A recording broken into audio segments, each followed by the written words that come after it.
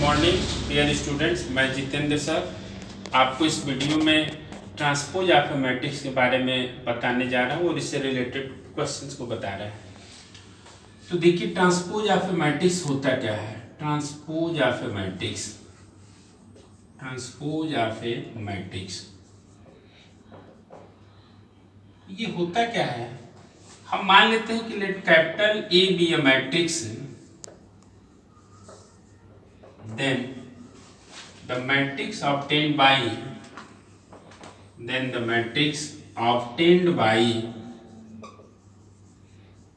interchanging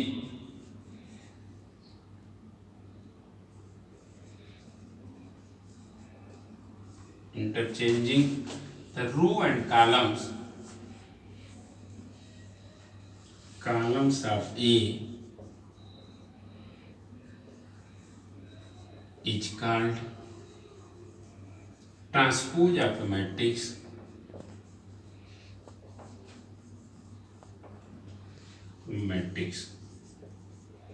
and it is denoted by a dash or a to the power t। देखिए, हम बताएं कि let capital A be a matrix, then the matrix obtained by interchanging the row and columns of A is called transpose of a matrix and it is denoted by a dash or a to the power t। यानी किसी भी matrix को अगर हम मान लेते हैं capital A कोई मैट्रिक्स है तो इसके रो को कॉलम में कन्वर्ट कर दें और कॉलम को रो में चेंज कर दें और चेंज करने पे जो मैट्रिक्स आता है उस मैट्रिक्स को हम लोग ट्रांसपोज ऑफ मैट्रिक्स कहेंगे। उसे ए डैश या ए टू द पावर टी से रिप्रेजेंट करेंगे। आइए एक एग्जांपल बताते हैं। ए इज इक्वल टू 1 2 3 4 5 6। हम इसकी रो को कॉलम में और कॉलम को रो से चेंज कर दे रहे हैं। तो ए डैश इज इक्वल टू, अब रो को कॉलम में कर दिए और कॉलम को रो में, यानी 1 2 3 4 5 6। यह जो मैट्रिक्स आया इस मैट्रिक्स का ट्रांसपोज कहलाएगा। कहेंगे कि इस ए का ट्रांसपोज ए डैश है।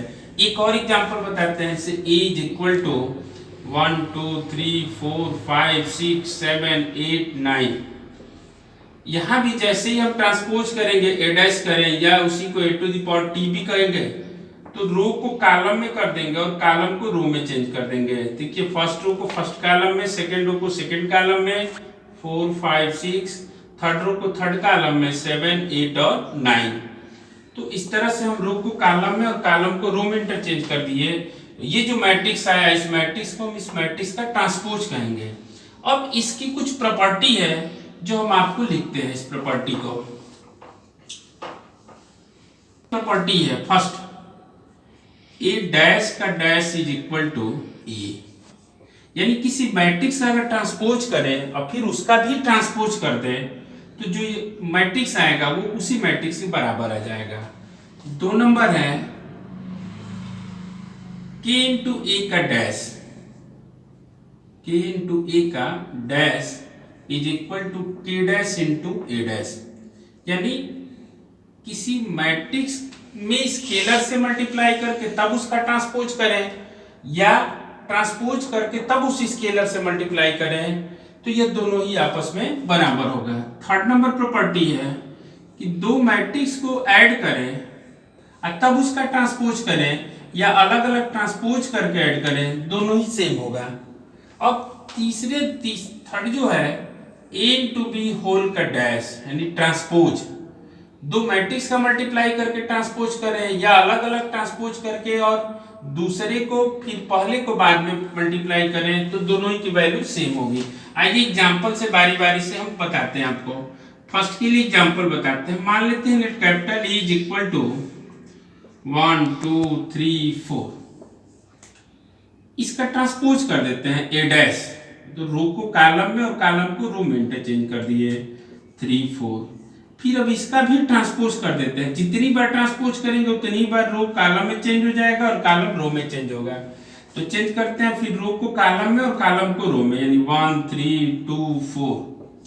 अब ध्यान से देखिए, जो ए डैश का डैश हम निकाले हैं यह ए के ही बराबर आ गया। देख लीजिए 1 2 3 4, यहाँ पे 1 2 और 3 4, यानी ए डैश का डैश इज इक्वल टू यह ए के बराबर होगा। इस तरह से फर्स्ट वाला प्रूफ होगा। सेकंड के लिए हम मानते हैं let A is equal to 1 2 3 4 5 6।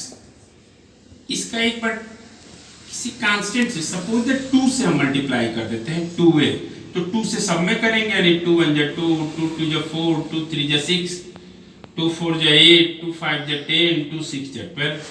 अब इसका ट्रांसपोज कर देते हैं पूरे का, यानी रो को कॉलम में और कॉलम को रो में चेंज कर देते हैं 8 10 12।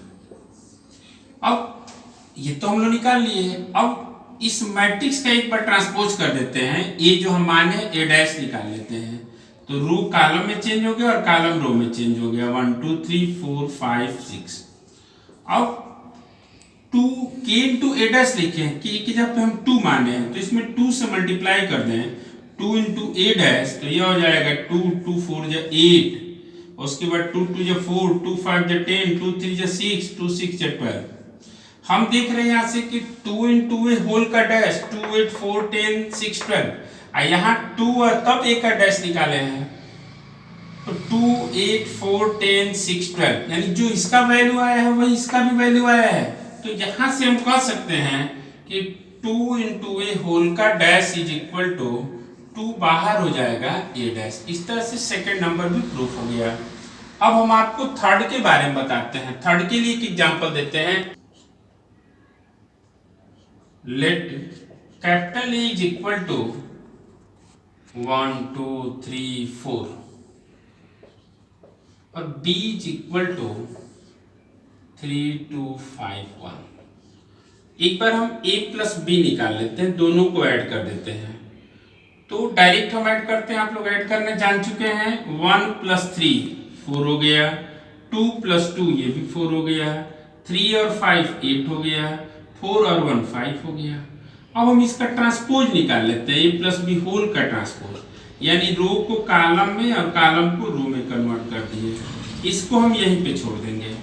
अब इन दोनों का अलग अलग ट्रांसपोज निकाले, ए डैश निकाल लें। तो जैसे ही ए डैश निकाले तो 1 2 3 4, फिर बी डैश निकाल लेते हैं तो यह हो जाएगा 3 2 5 1। अब दोनों को ऐड कर देते हैं। तो जैसे ही हम दोनों को ऐड करेंगे ए डैश प्लस बी डैश, तो ऐड करना जानते हैं आप लोग, करस्पॉन्डिंग एलिमेंट्स को ऐड करेंगे। 1 प्लस 3 4 हो जाएगा, 3 और 5 8 हो जाएगा, 2 और 2 4 हो गया, 4 और 1 5 हो गया।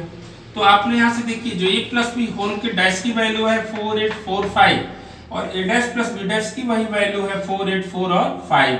तो यहाँ से हम कह सकते हैं कि a प्लस बी होल का dash is equal to A dash plus B dash. अब हम आपको फोर्थ के बारे में बताते हैं। स्टार्ट। अब let a is equal to 1 2 3 1, b is equal to 3 2 4 1। अब हम मल्टीप्लाई कर देते हैं एक बार, a इंटू बी, ए वाले को लिख देंगे और फिर बी वाले को लिखेंगे 3 2 4 1। अब हम क्या करते हैं, जैसे मल्टीप्लाई आप पहले कर चुके हैं फर्स्ट वाले रो का फर्स्ट वाले कॉलम में, तो 1 3 जा 3 2 4 जा 8 3 प्लस 8।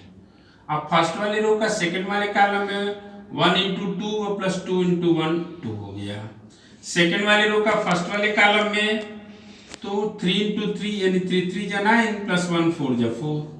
थर्ड वाले रो का थर्ड वाले कॉलम में 3 2 जा 6 प्लस 1 इंटू 1, ये 1 हो गया। अब ये हो जाएगा 11 4 13 और 7।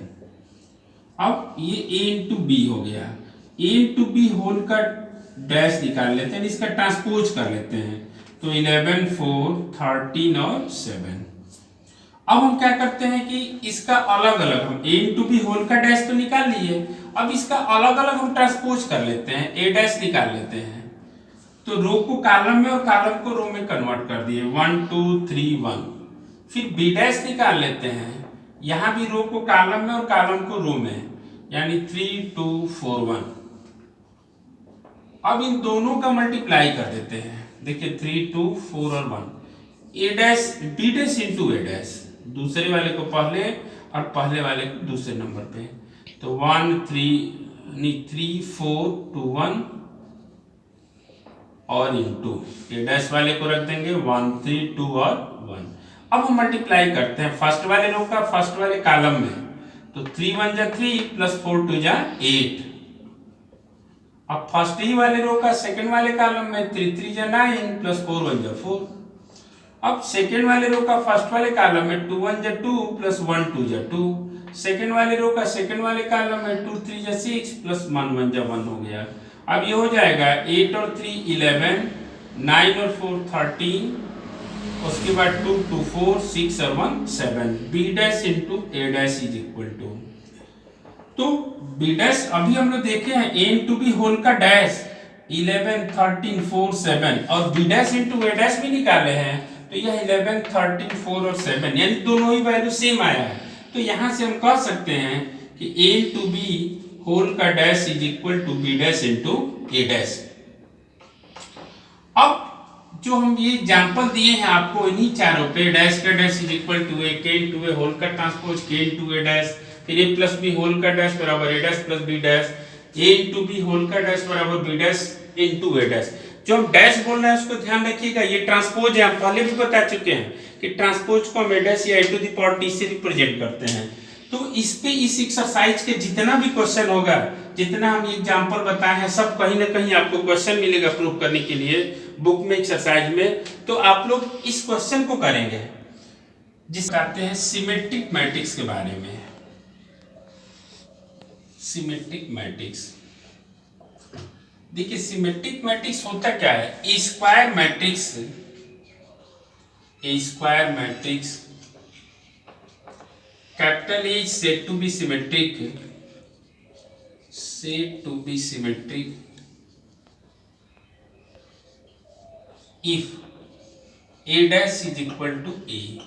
यानी कोई भी सिमेट्रिक मैट्रिक्स तब होगा, पहले तो सिमेट्रिक होने के लिए वो स्क्वायर चाहिए। हम लिखते हैं ए स्क्वायर मैट्रिक्स कैपिटल ए, यानी जो भी मैट्रिक्स सिमेट्रिक होगा तो पहले वो स्क्वायर होना चाहिए। अब आगे भी कंडीशन है said to be symmetric if A dash is equal to A, यानी किसी स्क्वायर मैट्रिक्स का अगर हम ट्रांसपोज करते हैं और फिर वही मैट्रिक्स आता है तो हम कहेंगे कि ये सिमेट्रिक मैट्रिक्स है। आइए एक एग्जांपल से बताते हैं आपको। जैसे ए इज इक्वल टू 4 3 3 6। अब देखिए यहां हम चेंज कर देते हैं रो को कॉलम में, और ये कि स्क्वायर मैट्रिक्स है 2x2 ऑर्डर का, तो चेंज कीजिए रो को कॉलम में और कॉलम को रो में। देखिए फर्स्ट वाले रो को फर्स्ट वाले कॉलम में 4 3, सेकंड वाले रो को सेकंड वाले कॉलम में 3 6। तो हम यहाँ क्या देख रहे हैं कि इस मैट्रिक्स का ट्रांसपोज किए और फिर वही मैट्रिक्स आ गया जो हम लोग माने थे। तो अब हम कहेंगे कि यह सिमेट्रिक मैट्रिक्स है, यानी जिस मैट्रिक्स का अगर हम ट्रांसपोज करें फिर वही मैट्रिक्स आ जाए तो उस मैट्रिक्स को ट्रांसपोज मैट्रिक्स कहेंगे, सॉरी सिमेट्रिक मैट्रिक्स कहेंगे। अब एक आता है स्क्यू सिमेट्रिक मैट्रिक्स, आपको हम बताते हैं skew symmetric matrix, skew symmetric matrix, skew symmetric matrix. तो देखिए स्क्यू सिमेट्रिक मैट्रिक्स होता है क्या, हम मान ले रहे हैं कि A square matrix, A square matrix, A square matrix capital E is said to be skew symmetric, skew symmetric if A dash is equal to minus है। यानी अभी हम सिमेट्रिक में बताए हैं कि square matrix capital A is said to be symmetric if A dash is equal to A, यानी किसी मैट्रिक्स का ट्रांसपोज करें अगर वही मैट्रिक्स आ जाए तो उसको सिमेट्रिक कहेंगे हम लोग। और अगर किसी मैट्रिक्स का ट्रांसपोज करें उस मैट्रिक्स का निगेटिव आ जाए तो हम कहेंगे कि यह स्क्यू सिमेट्रिक मैट्रिक्स है। तो लिखते हैं कि square matrix capital A is said to be skew symmetric if A dash is equal to minus A, यानी किसी भी मैट्रिक्स का ट्रांसपोज करें, यहाँ भी जरूरी है कि पहले वो मैट्रिक्स स्क्वायर होना चाहिए। सिमेट्रिक के लिए भी जरूरी है कि मैट्रिक्स स्क्वायर हो पहले, और स्क्यू सिमेट्रिक के लिए भी जरूरी है कि यह मैट्रिक्स स्क्वायर हो। तो लिखते हैं कि square matrix capital A is said to be skew symmetric if A dash is equal to minus A, यानी किसी मैट्रिक्स का ट्रांसपोज करें और अगर उस मैट्रिक्स का निगेटिव आ जाए तो वो स्क्यू सिमेट्रिक कहलाता है। जैसे एग्जांपल से बताते हैं आपको, यहाँ A इज इक्वल टू 0 7 -7 और 0। देखिए यहाँ हम इसका ट्रांसपोज करते हैं, रो को कॉलम में और कॉलम को रो में, 0 7 -7 और 0। अब यहाँ से माइनस कॉमन ले लीजिए, अंदर से कॉमन लेने का मतलब जहाँ प्लस है वहाँ माइनस, जहाँ माइनस है वहाँ प्लस हो जाएगा। अब देखिए माइनस, ये जो वैल्यू आया है वो a के बराबर आया है, 0 7 -7 0, यहाँ भी 0 7 -7 0, यानी यह a के बराबर आ गया। इट मीन्स a डैश का dash is equal to a dash is equal to minus है, यानी इस मैट्रिक्स का ट्रांसपोज की और निगेटिव आ गया वही मैट्रिक्स, तो हम कहेंगे कि स्क्यू सिमेट्रिक मैट्रिक्स है। तो आपको हम बता दिए कि सिमेट्रिक मैट्रिक्स क्या होता है और स्क्यू सिमेट्रिक मैट्रिक्स क्या होता है। इसके लिए आप लोग पहले जरूर यह ध्यान रखेंगे कि सिमेट्रिक और स्क्यू सिमेट्रिक के लिए दोनों ही स्क्वायर होना चाहिए, यानी सिमेट्रिक होगा तब भी उसको पहले स्क्वायर मैट्रिक्स की जरूरत है और स्क्यू सिमेट्रिक होगा तो भी स्क्वायर मैट्रिक्स की जरूरत है। बस अगर सिमेट्रिक है तो उसका ट्रांसपोज वही मैट्रिक्स आएगा और स्क्यू सिमेट्रिक है तो उसका ट्रांसपोज उस मैट्रिक्स का निगेटिव आएगा। अब हम आपको नेक्स्ट वीडियो में इससे रिलेटेड प्रॉब्लम्स बताएंगे, किस तरह के एग्जाम में क्वेश्चंस आते हैं वो नेक्स्ट वीडियो में बताएंगे। Thank you.